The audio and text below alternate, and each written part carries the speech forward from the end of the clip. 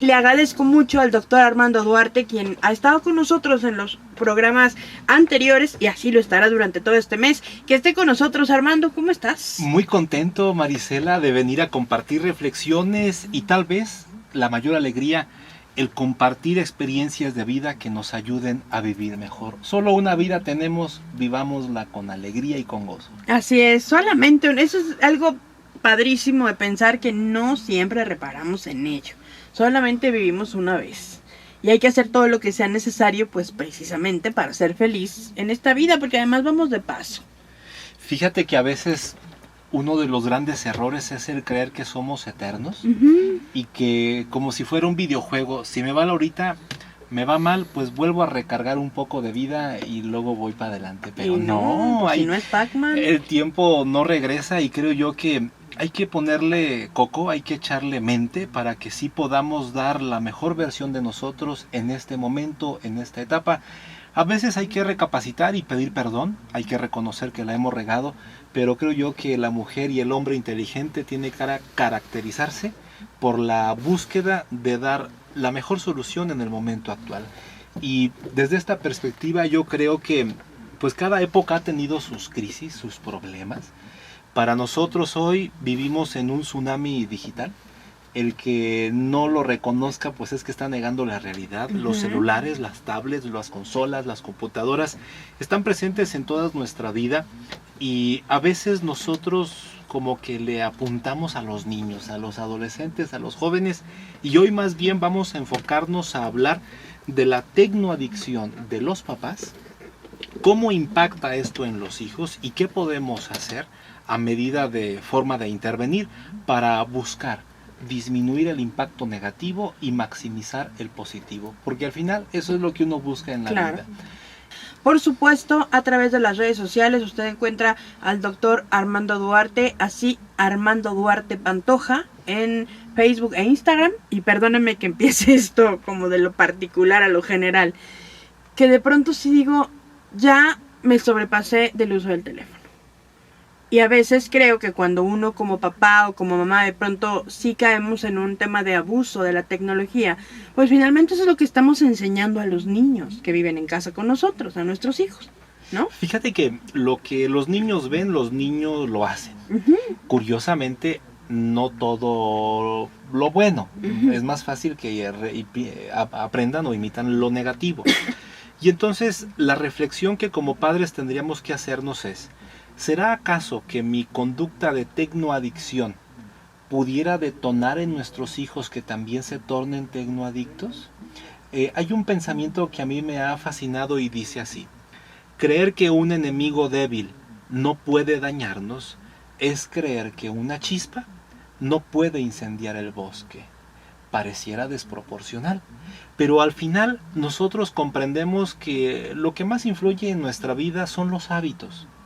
Un hábito positivo te asegura una larga vida, un hábito negativo te está consumiendo tu existencia.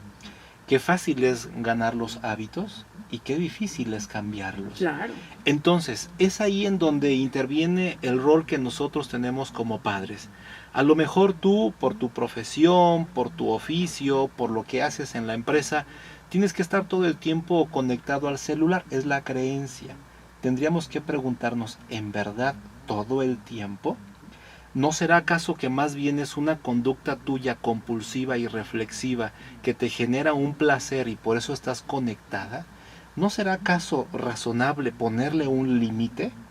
Porque de repente las cosas buenas en exceso se tornan malas.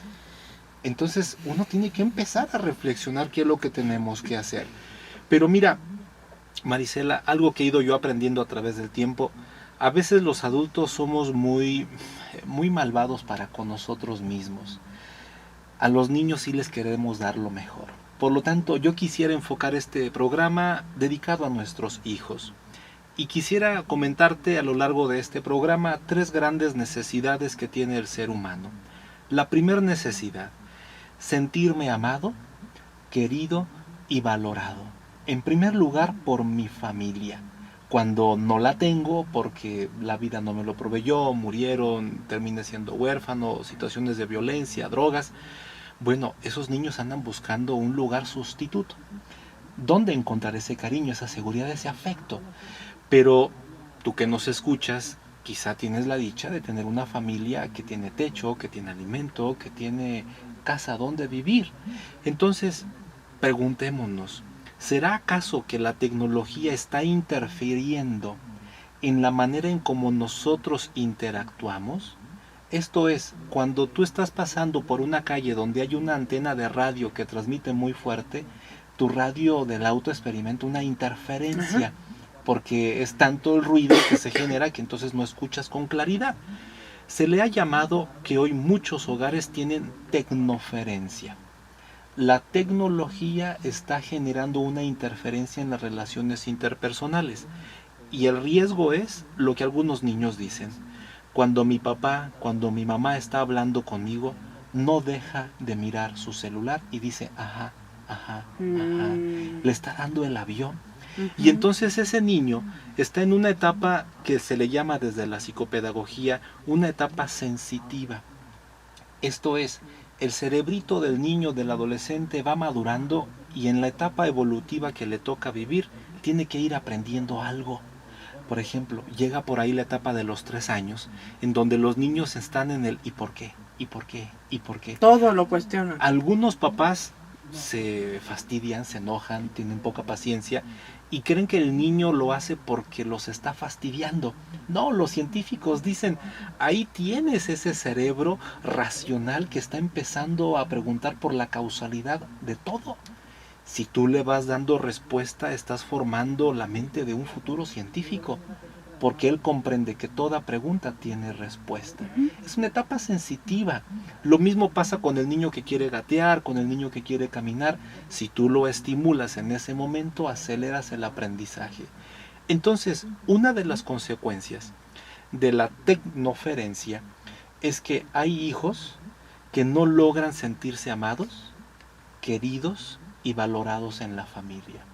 Esto es dramáticamente fuerte, porque si no encuentro amor de aquellos quienes yo esperaría la mejor experiencia de la vida, porque nadie Entonces, ¿de más lo va a quién? hacer, entonces ¿de quién?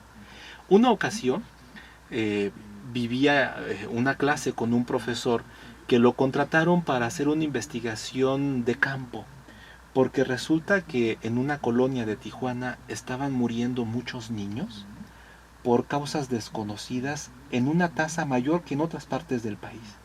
Y entonces él llevó todo un equipo de sociólogos para ir entrevistando en las casas que habían fallecido los niños.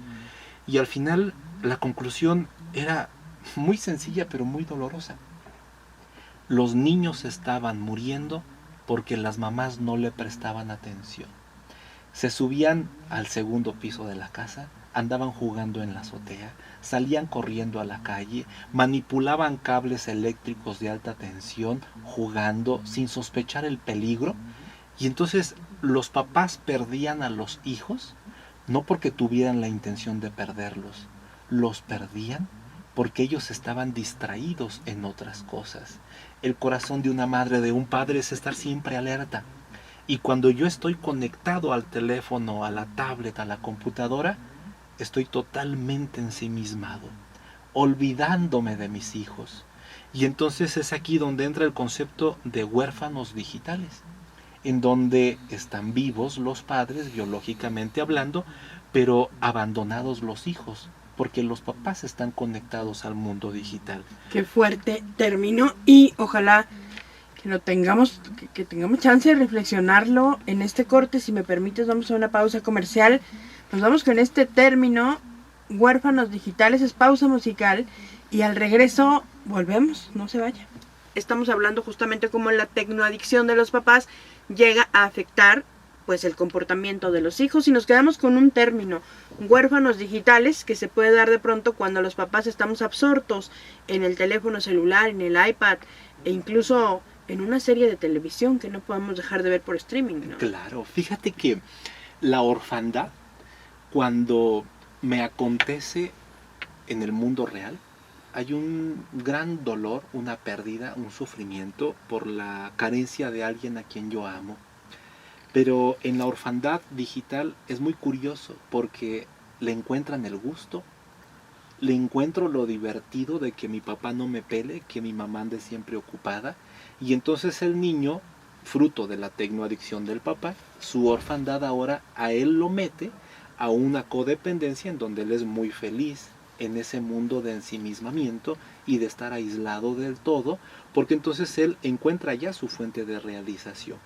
Tenemos, por lo tanto, la primera necesidad, sentirme amado, querido y valorado. El lugar natural debería ser la familia. Y cuando llega la tecnoadicción de parte de los papás, nosotros estamos poniendo un distanciamiento afectivo con un altísimo costo.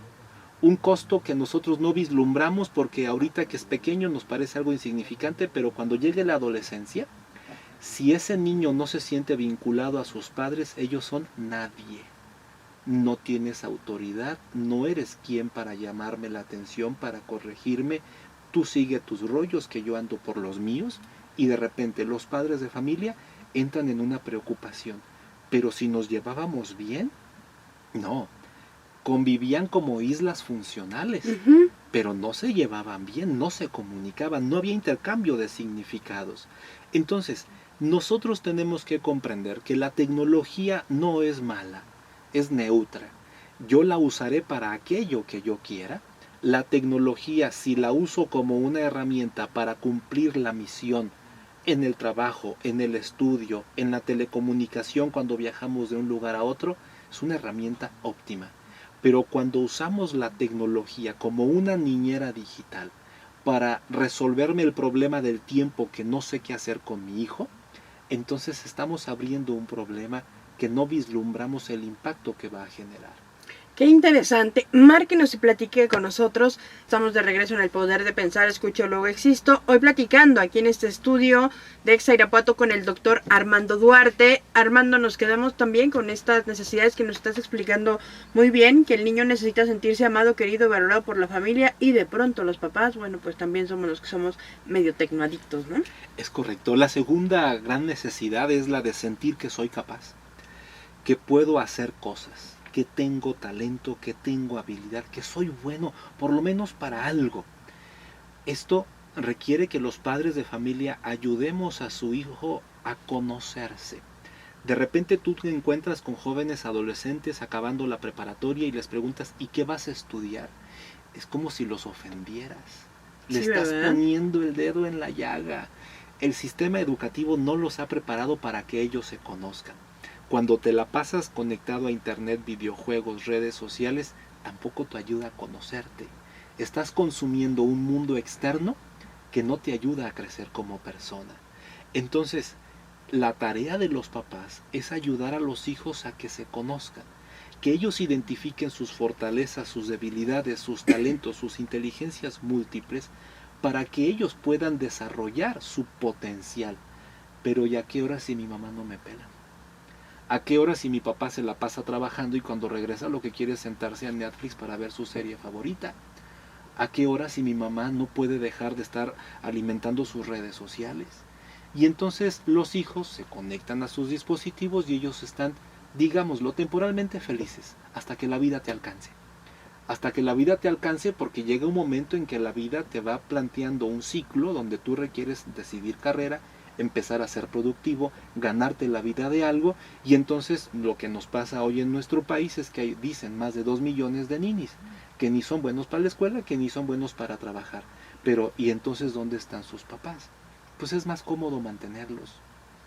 Yo sigo haciendo como que no veo, ellos como que no me exigen mucho, y la vida va fluyendo. Fíjate algo que es muy fuerte y muy común. Usted preste atención y ubique si me lo puede acompañar con la respuesta a esto.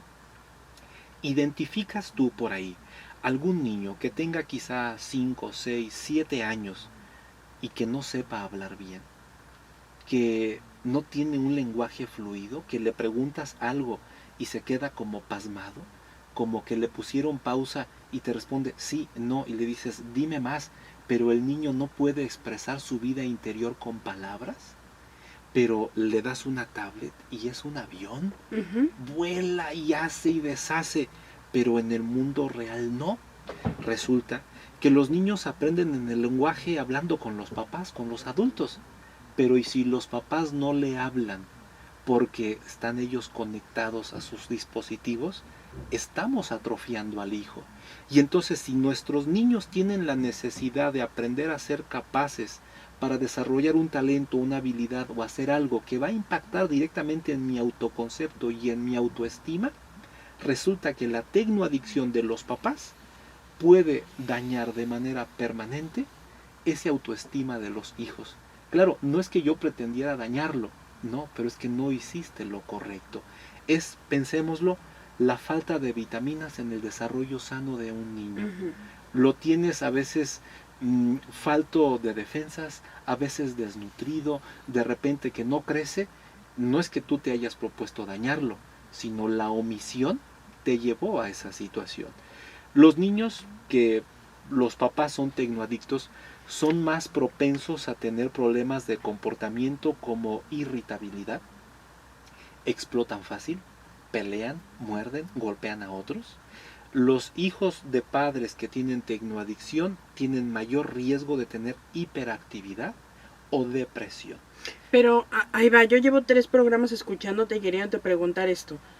¿En realidad se desarrolla, por ejemplo, la hiperactividad o el trastorno de déficit de atención? Porque yo escucho, por ejemplo, las características que dices y, bueno, mencionas un niño que se enoja pronto, que hace berrinches, que golpea, que es poco tolerante a la frustración. Y un niño con esas características en una escuela de inmediato te mandan a hablar como papá y te dicen vaya y llévelo al psiquiatra y que lo medique, porque aquí necesitamos que esté tranquilo. Llegas con el psiquiatra, lo ve y a ojo de buen cubero dice, no, sí, tiene todos los síntomas.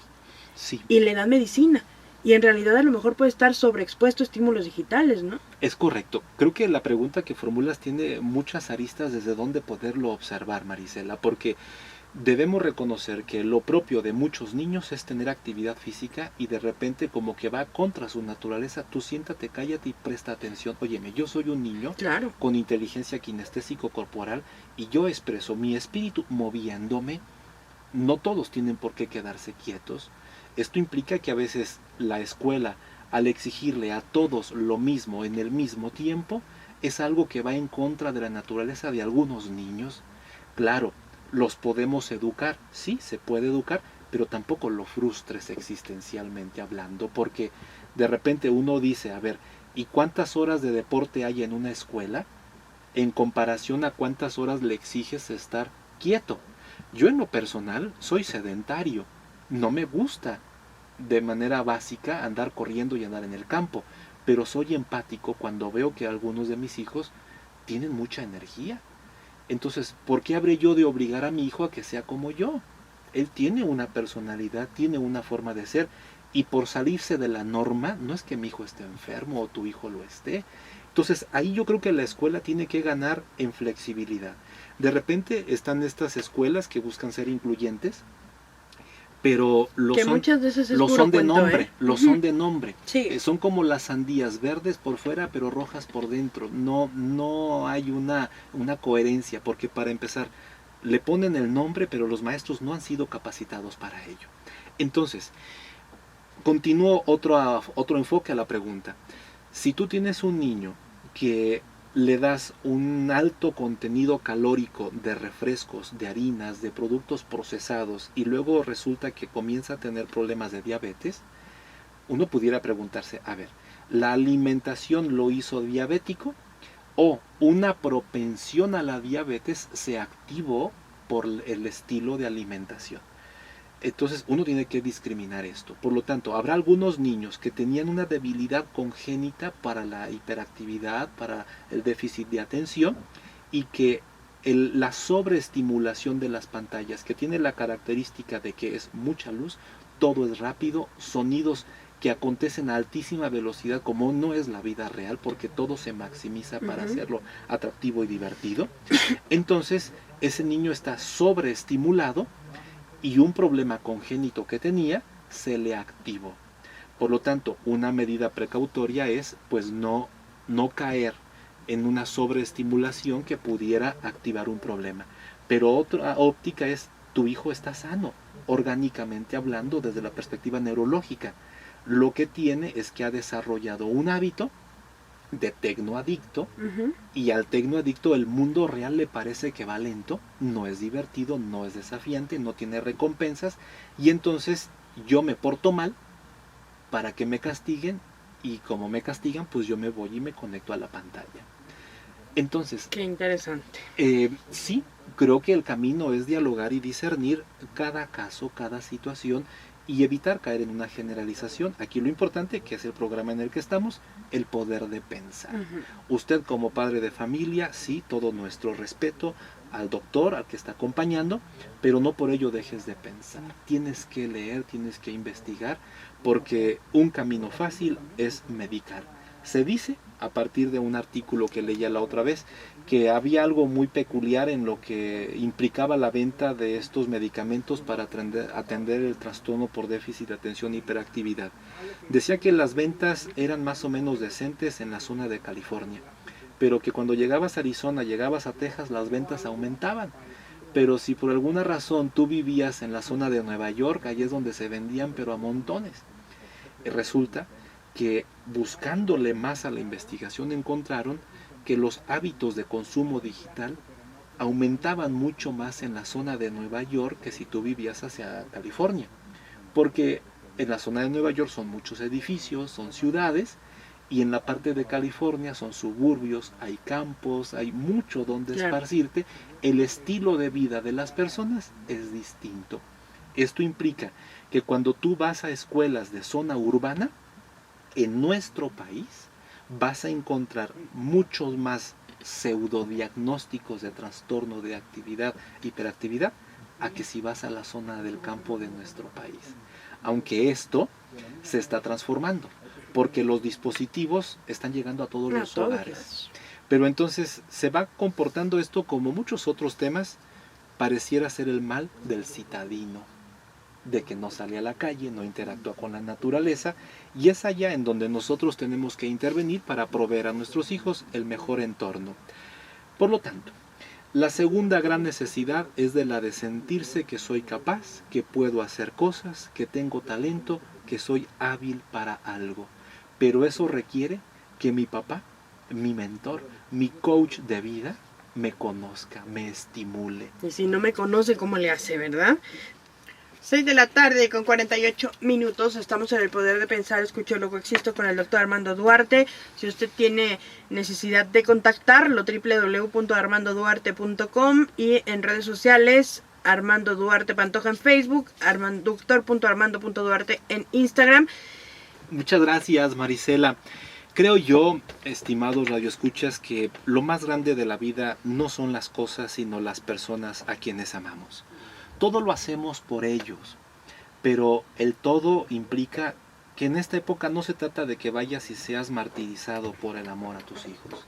Se trata de que puedas hacer cambios en tu estilo de vida para que tus hijos tengan más papá, que tengan más mamá. Pero eso, y en términos concretos, ¿qué significa? Más tiempo de calidad con tus hijos.